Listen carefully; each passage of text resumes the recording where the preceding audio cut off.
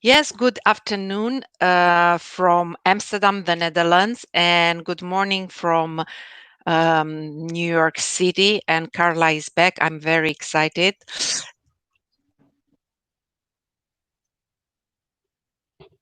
I, I hear you. yeah, Hi. you hear me? Yes, I hear There. you.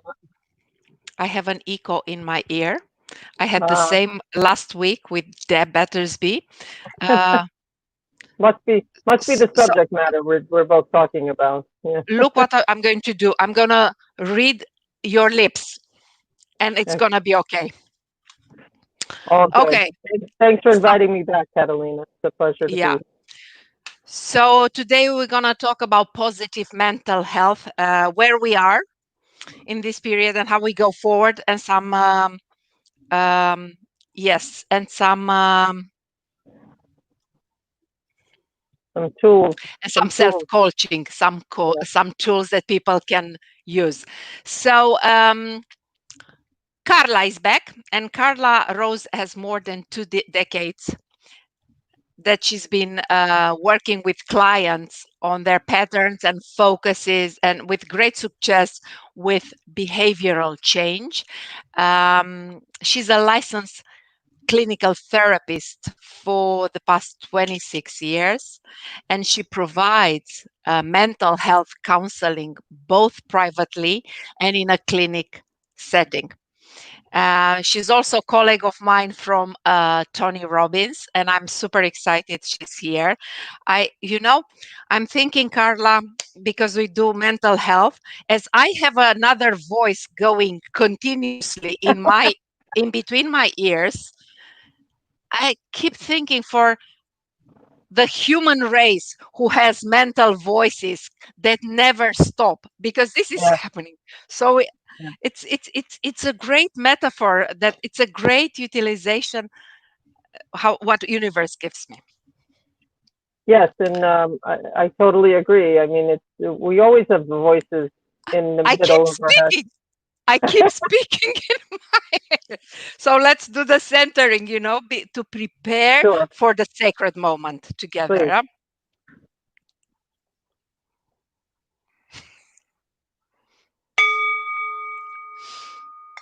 So let's close our eyes and relax our shoulders and put a big smile on our face. And for today, let's take a big, deep breath up, and we hold it, and then we just release it.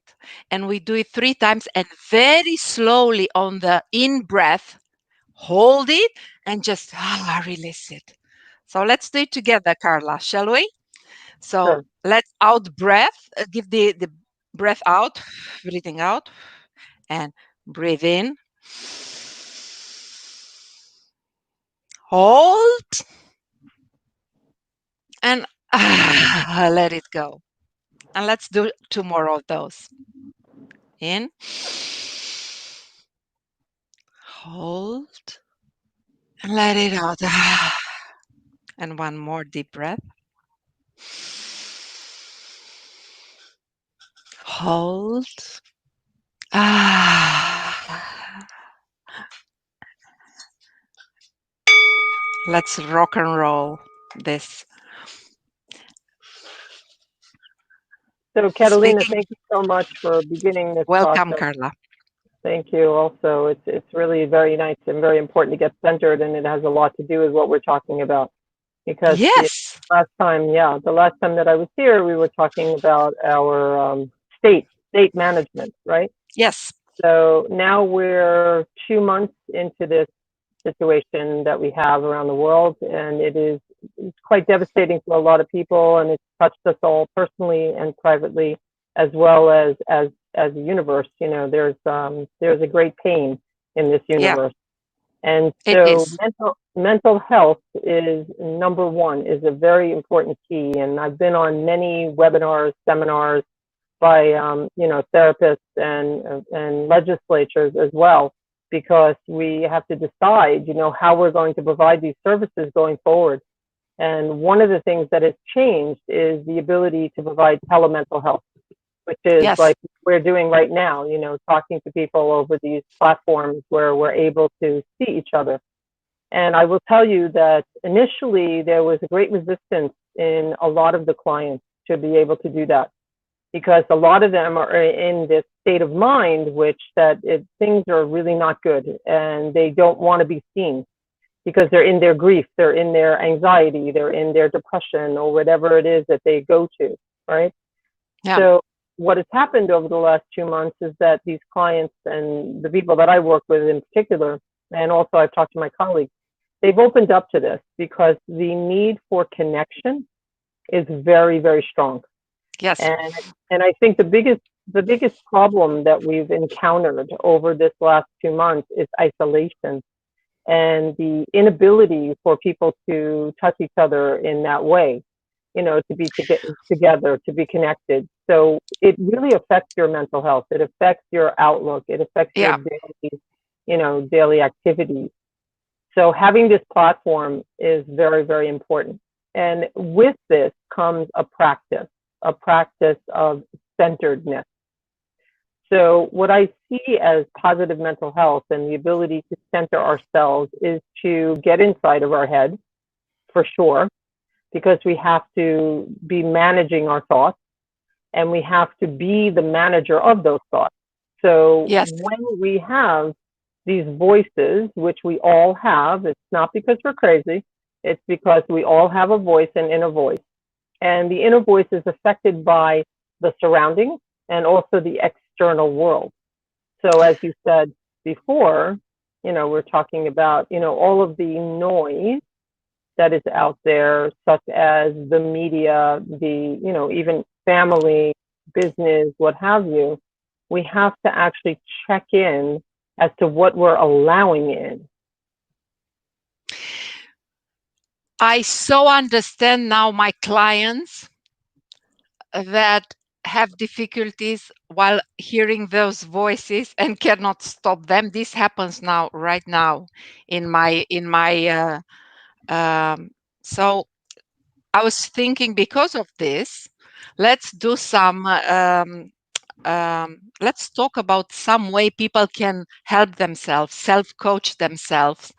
How do you advise your clients to deal with the voices that for many cannot stop?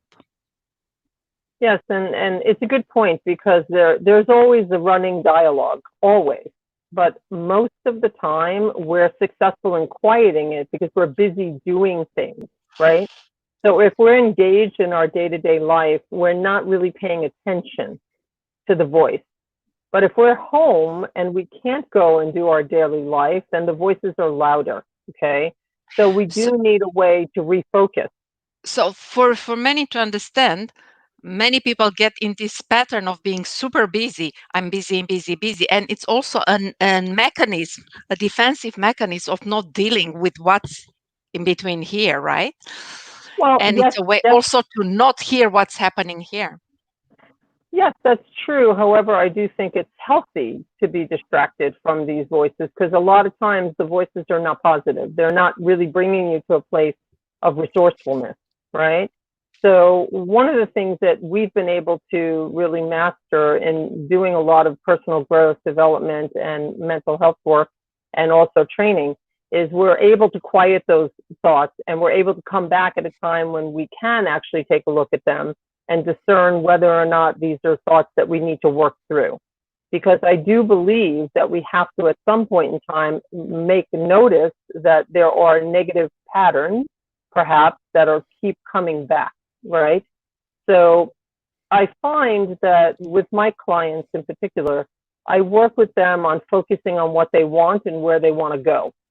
So in the moment when they're having anxiety or they're having these thoughts of doom and gloom and things of that nature, what I ask them is where do they want to be? How do they Yes, want to feel? yes. Okay.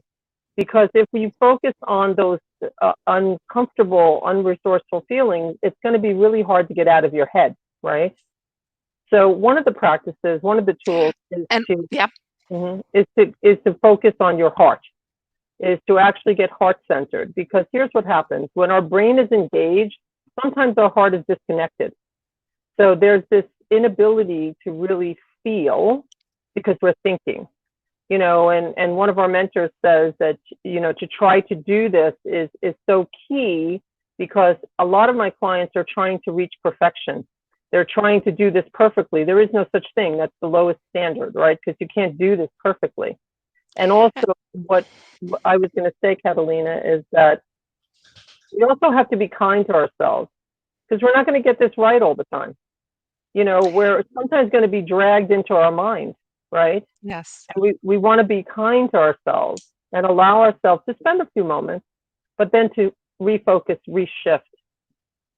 You were And going to say, there is a lot of science behind the importance of going and moving to your heart, and through different exercises and breathing, being able to create heart coherence and create a synchronization between the brain and the heart waves, which creates peace.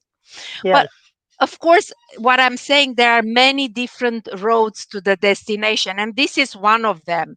And you work a lot. So, for people that want to know more about the, let's say, heart intelligence, there is the HeartMath Institute that has lots of hmm great resources on their websites as well, right? yes. You know what? I've been listening a lot also recently to Dr. Daniel Amen, who is a Yes, psychiatrist, and he has a yes. The telecast every day. And if you don't know who he is, I highly recommend listening because he talks about ending this thought of mental illness and yes. actually really dealing with human beings as they are, as human beings, not Probably human. he's the human that have seen the most, the greatest number of brain, scans Oh, yes. on this Oh, yes. planet. Yeah, Yes. yeah, I think he's been doing his work for over 30 or 40 years. I'm not even. yeah, I yeah. had the pleasure of meeting him and his wife, Tanya, in an event, actually, one of our seminars. And they're lovely people. But, he talks every day about how we see things and what we make meaning of these things because Yes, there's science and then there is the ability to make meaning of it. So, human beings try to put things into boxes, right? We try to, what's familiar? What does this remind us of? How does this make us feel? We're not always aware that we're doing this, but it happens. yes, And when those patterns start coming up, we have to ask ourselves, how do we bring ourselves to a more resourceful place? So yes, Heart Math Institute, as you mentioned, that's another really good resource. And I think whatever the practice is, some people find their center in a spiritual practice. Some people find it through meditation. Some people find it through religious observance. I find it very interesting, this debate that's going on in our country about in the United States about opening up the churches and the synagogues and the mosques. They're open inside of us. You know, we don't have to go somewhere. And I think this is what the difference is in right. the fact that we're isolating and we're told to stay inside. So why can't we find that spiritual center inside ourselves? Yes, and the churches have also a very deep social meaning there, because it brings also people together, and is this sense of connection with others. Yeah. So you're very right that you say, okay, I go inside, but people need, and especially the churches in the United States. I had the pleasure to come several times to go. It's just amazing. Mm-hmm. Which you touched an important topic. Um, in a way, so the social connection and the friendship, I think we as human beings, you talk about connection, and I think we need friends, we need friendship. Mm-hmm. And what happens now, especially now during this time of isolation, social isolation, many people feel very lonely. Yeah. Y- Today I Yeah. went to the That's beach with a absolutely. very dear friend of mine, Mm-hmm. Carla, and we went for a long walk. And I can't tell you how charged I was and how fulfilled and satisfied with life I was Yeah. coming back. So I realized the friendship. So How do Yeah. we cultivate friendships in social isolation? Because Yes. that's And very important. I think that check-ins, one of the things that I've always prided myself on with my friends, and I have friends all over the world that I've known for many years now, is connecting. It's even if it's just a text message or a phone call. Now we have this beautiful medium where we can see each other, but every so often just to check in and say, "Hey, how you doing? I'm thinking about you," right? Unfortunately, the suicide rate has tripled over the last couple of months. More and more people are seeking out mental health care. And I think that we are at a time where we've never really seen this before. The beauty is that there are a lot of opportunities for help, and that's important. So one of the things that I want to share is that most people, when they're in deep despair, are not reaching out. So it's important, it's incumbent upon us, those of us that have this ability to draw them out and to help them, to reach out to them. So we have people within our circle that their face to the world is everything is good. I'm good.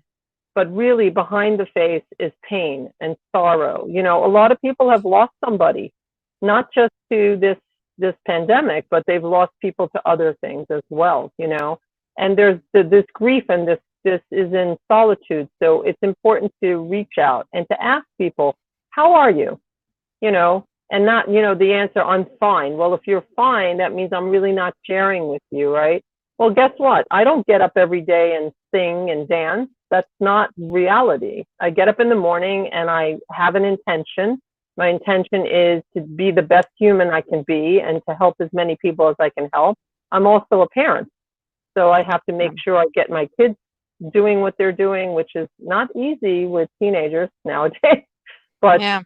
I do think it's important for us to reach out. So each day we Yeah. need to set aside time.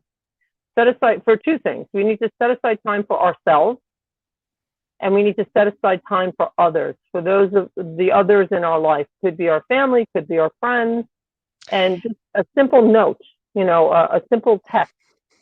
How are you? You know what? Yeah. There's a beautiful thing. There's a practice that I've done over the years that on Facebook, it shows you when it's someone's birthday. Yes. Pop up, right? And maybe I haven't talked to that person in 6 months because they're just not showing up. I mean, the algorithm, the way it is, I'll send a message and I'll just big smiles, bouquets, whatever. And it really, when that happens for me on my birthday, it's like, wow, that's really cool that people remember. Yes.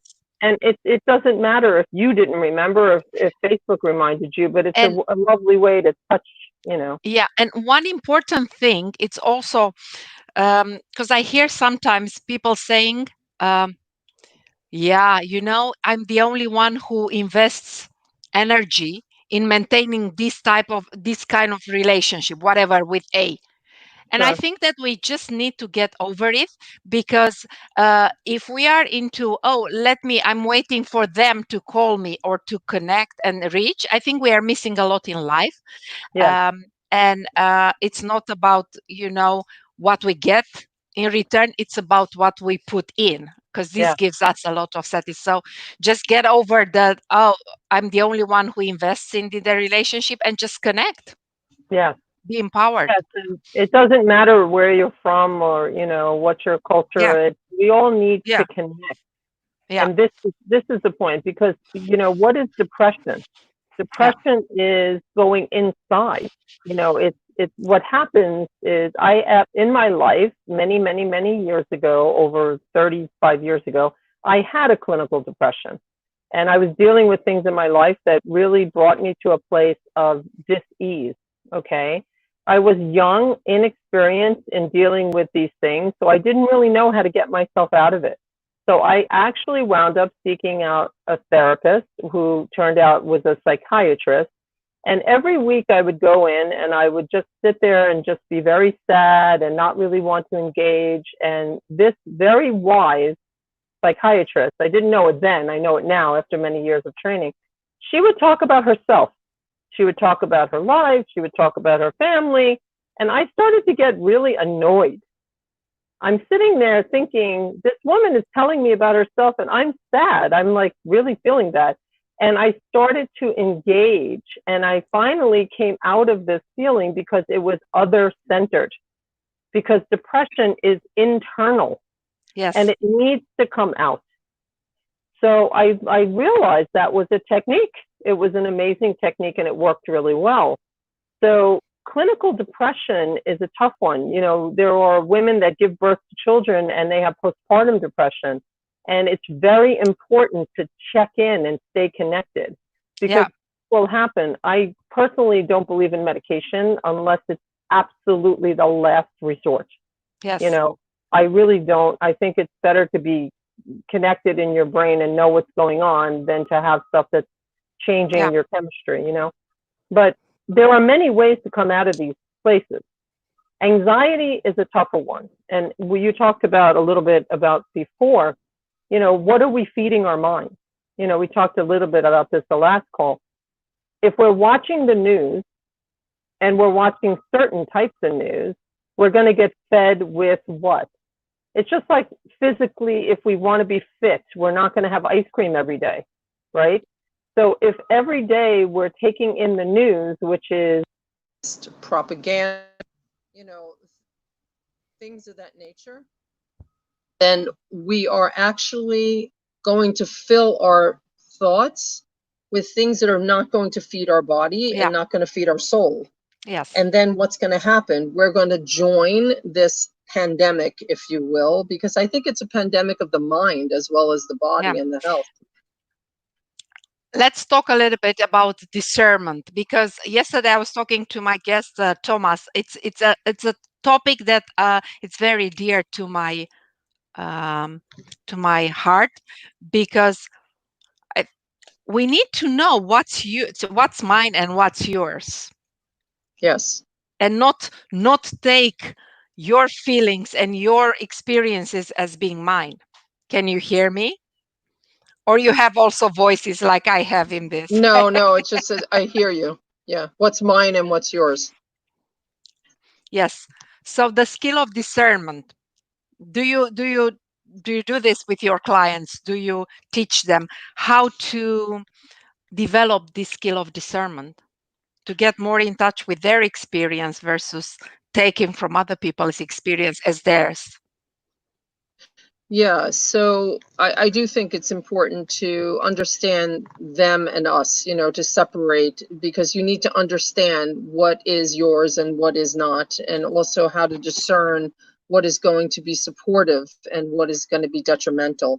And you know, it's very tough. It's very tough because sometimes we want to gravitate towards the populace, the group, and we want to be a part of that. And sometimes we want to be separate from that, and we have our own thoughts and our own, you know, our own mind.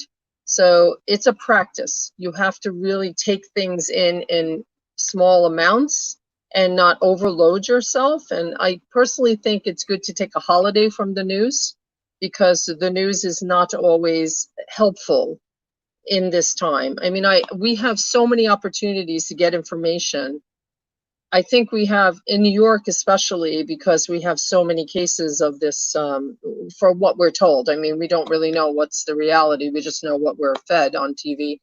But I actually do have friends that are working in the health professions, and I have heard that it's not what they're presenting. So there are less people that are actually getting this and then getting sick from it, you know, because it's kind of hard to understand how we're not hearing about people with heart disease, cancer, other things like this. All of a sudden, there are no other illnesses in the world, just this virus.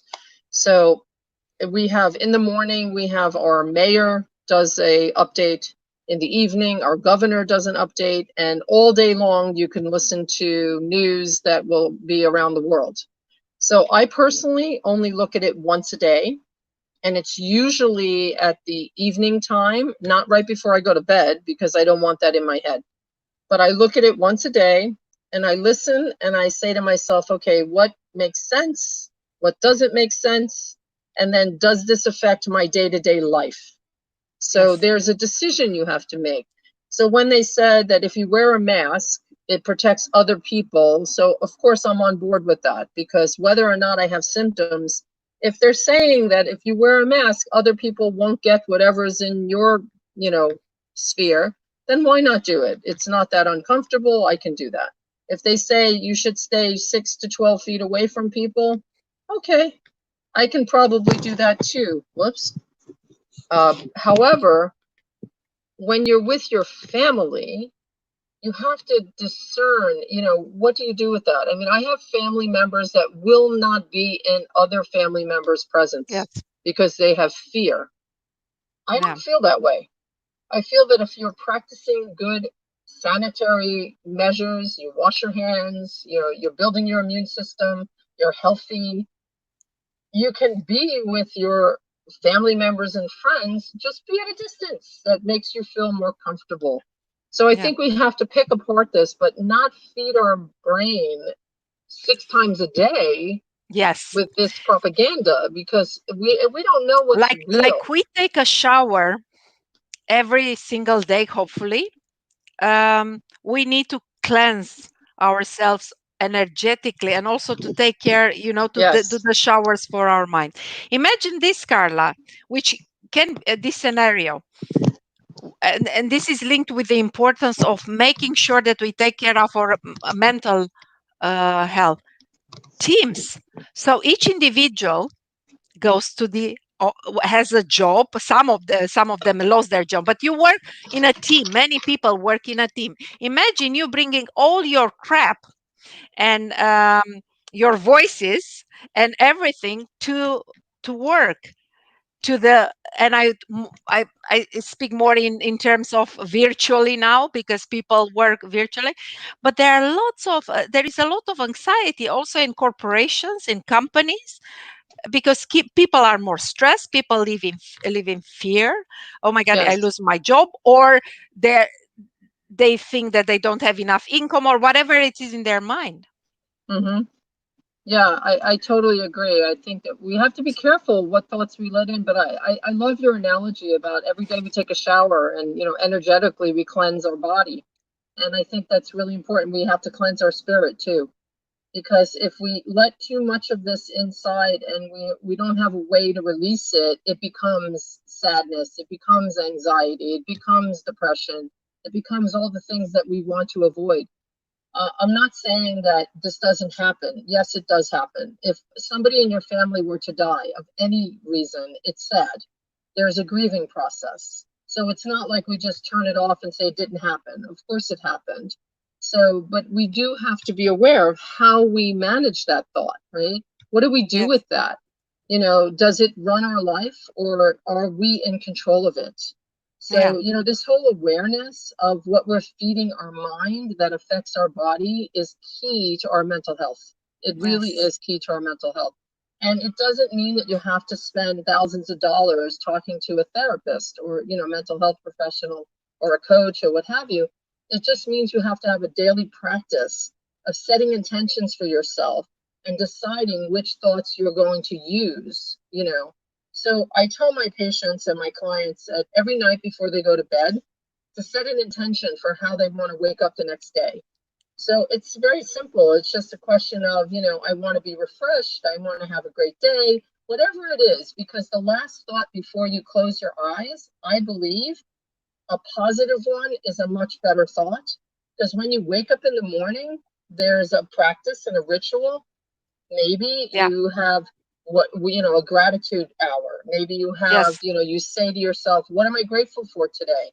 My Yeah. first thought when I wake up every morning is, wow, this is beautiful. I woke up.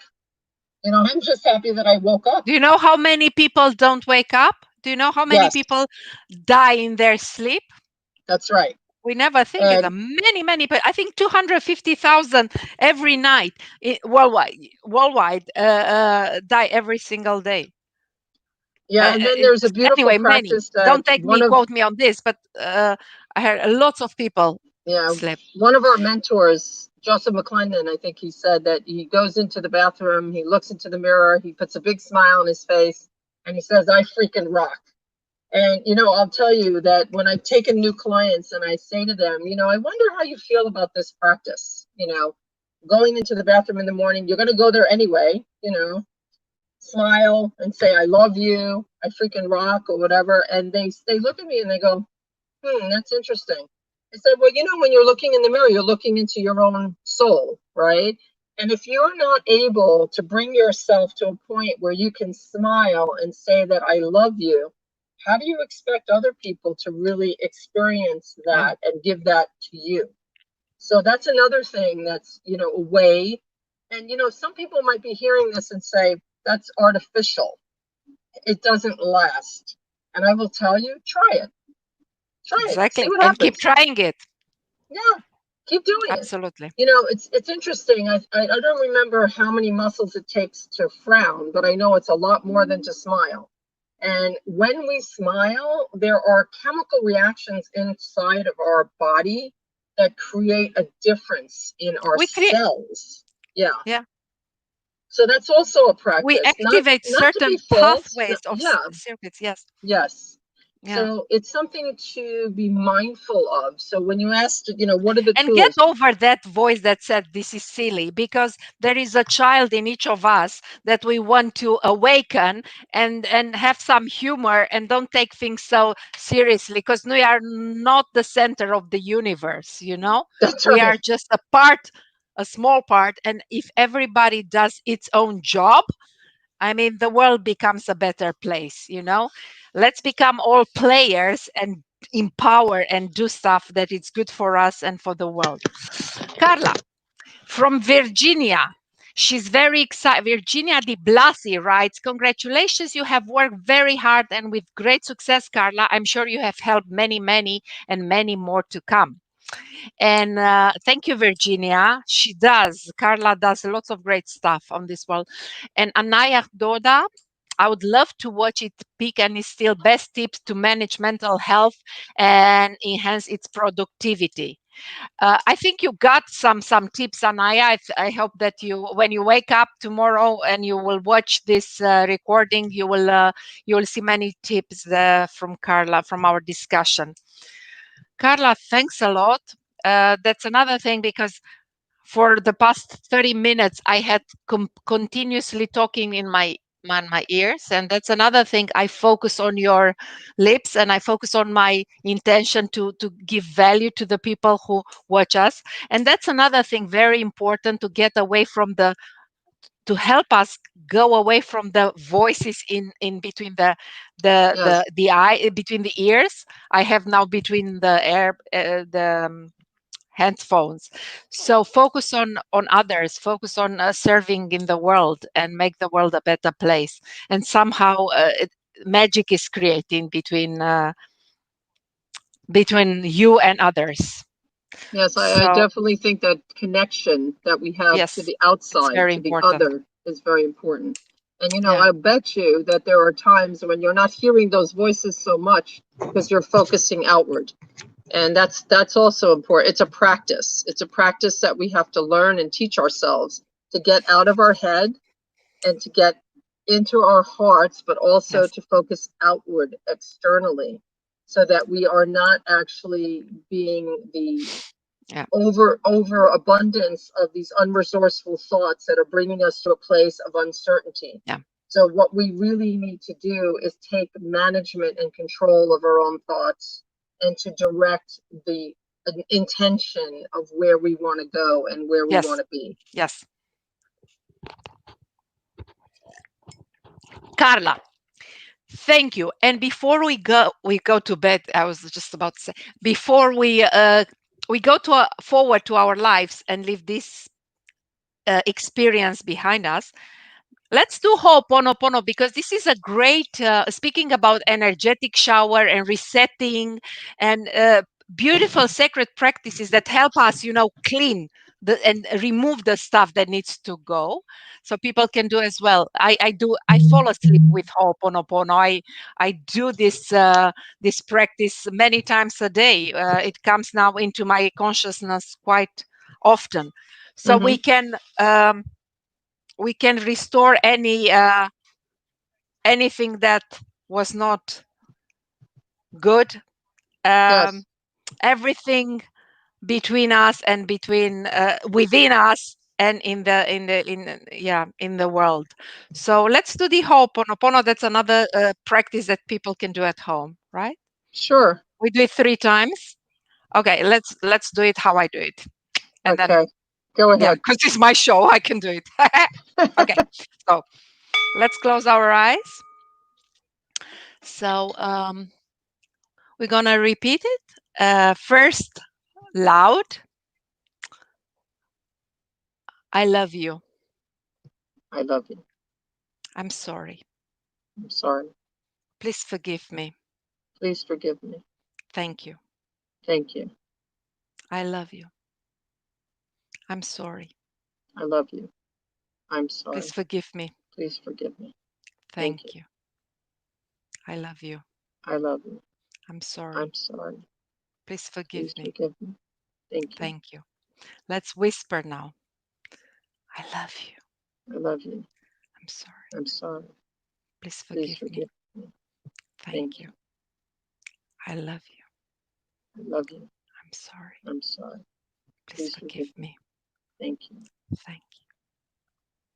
I love you. I'm sorry. Please forgive me. Thank you.